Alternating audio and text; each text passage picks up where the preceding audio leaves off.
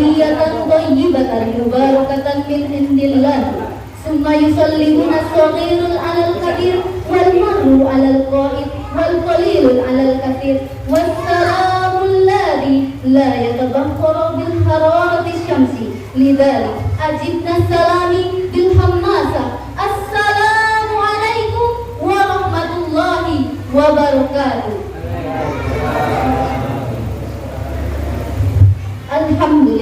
Alhamdulillahi rabbil alamin wa bihi nasta'in ala umuri dunya waddin wassalatu wassalamu ala sayyidina Muhammadin wa ala alihi wa ashabihi rasulillahi ajmain la nabiyya ba'da amma ba'd. Yang terhormat Dewan Juri, yang terhormat Bapak Ibu jemaah sholat Isya dan Tarawih yang saya hormati, dan teman-teman seperjuangan yang saya banggakan. Pertama dan paling utama, marilah kita panjatkan puji beserta rasa syukur kita atas kehadiran Allah Subhanahu wa Ta'ala yang telah memberikan kita begitu banyak nikmat, mulai dari nikmat melihat, nikmat mendengar, nikmat iman, nikmat Islam, dan nikmat kesehatan. Selawat dan salam tak bosan-bosannya kita sampaikan kepada putranya Abdullah, jantung hatinya Siti Aminah, intannya kota Mekah, mutiaranya kota Madinah, yang menegakkan kalimat la ilaha illallah, yaitu Nabi besar kita, Nabi Muhammad sallallahu alaihi wasallam. Baiklah, sepertinya sudah cukup mukadimah yang saya sampaikan. Saya sebenarnya belum menyiapkan materi dari jauh-jauh hari karena ini adalah dadakan. Jadi tadi waktu sholat saya melihat ada satu hal yang sehingga membuat saya menjatuhkan tema pidato saya pada malam hari ini adalah menyempurnakan shaf untuk menyempurnakan sholat berjamaah. Kita semua tahu bahwa sholat berjamaah itu pahalanya 27 derajat lebih tinggi daripada sholat sendiri. Betul apa betul? Betul. Nah, satu hal tadi yang saya lihat itu jarak dari makmum lain ke makmum lainnya itu ada agak renggang. Sedangkan saat saya menuntut ilmu di pesantren, saya diajarkan untuk merapatkan shaf untuk menyempurnakan sholat kita. Apa buktinya kalau merapatkan shaf adalah salah satu syarat untuk menyempurnakan sholat? Dari Anas bin Malik radhiyallahu anhu berkata bahwasanya Nabi Shallallahu alaihi wasallam bersabda, luruskanlah shaf sholatmu karena sesungguhnya shaf sholat adalah karena sesungguhnya merapatkan shaf adalah salah satu kesempurnaan sholat. Hadirin wal hadirat yang dirahmati oleh Allah Subhanahu wa Ta'ala, bagaimana para sahabat merapatkan shafnya?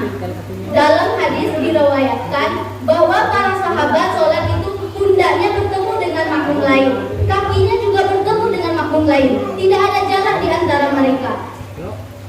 Yang menjadi patokan di kaki itu bukanlah jari kaki, karena ukuran kaki kita semuanya kan berbeda. Contohnya saja seperti saya dan kakak saya, jarak umurnya 9 tahun, sedangkan kaki kakak saya lebih kecil daripada kaki saya. Jadi yang menjadi patokan di kaki itu adalah mata kaki, bukan jari kaki.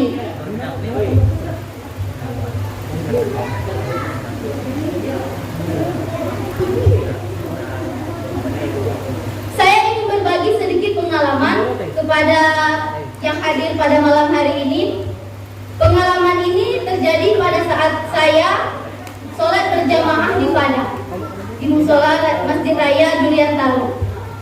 Saat itu kan kalau di pesantren saya diajarkan kalau ada makmum di sebelah kita, misalnya wudhunya lepas saat kita sedang dalam keadaan sholat, lalu ia berbalik meninggalkan shafnya, apakah kita akan membiarkan shaf kita untuk kosong? Tidak kan? Jadi caranya untuk menyempurnakan shaf kita adalah dengan menggeserkan badan kita ke arah kanan secara perlahan. Saat itu saya menggeserkan tubuh saya. Kebetulan di sebelah saya itu ada ibu-ibu yang usianya sekitar 60 tahunan lebih. Waktu saya salah, saya ditepuk. Dia bilang, "Jauhku mama, yang dunia, orang sembahyang menggeser-geser mengganggu orang, itu mengganggu orang, saya pulang selalu."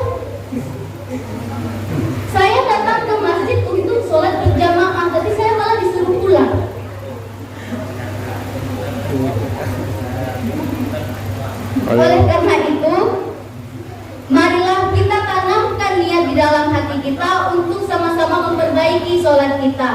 Karena di dalam hadis Nabi Shallallahu Alaihi Wasallam bersabda, "Innamal a'malu binniyat." Sesungguhnya segala sesuatu itu tergantung pada niatnya. Mari kita tanamkan niat di dalam hati kita untuk mulai sama-sama belajar memperbaiki dan menyempurnakan sholat berjamaah kita. Karena sholat berjamaah aja pahalanya 27 derajat. Lantas bagaimana sholat kita yang selama ini agak renggang? Sholat kita yang agak renggang itu tidak mengurangkan pahala berjamaah sama sekali. Sholat kita tetap sah, namun hukumnya makruh. Dan merapatkan sholat itu hukumnya sunnah. Jika kita mengerjakan sunnah, maka pahala sholat berjamaah saja sudah besar. Kita tambah lagi mengerjakan sunnah Rasulullah untuk merapatkan saf, maka kita sudah mendapatkan bonus pahala. Baik, mungkin itu saja yang dapat saya sampaikan. Mohon maaf apabila ada kekurangan dan kesalahan. Kepada Allah saya mohon ampun. Saya tutup dengan wabillahi taufiq wal hidayah. Wassalamualaikum warahmatullahi wabarakatuh. Waalaikumsalam warahmatullahi wabarakatuh.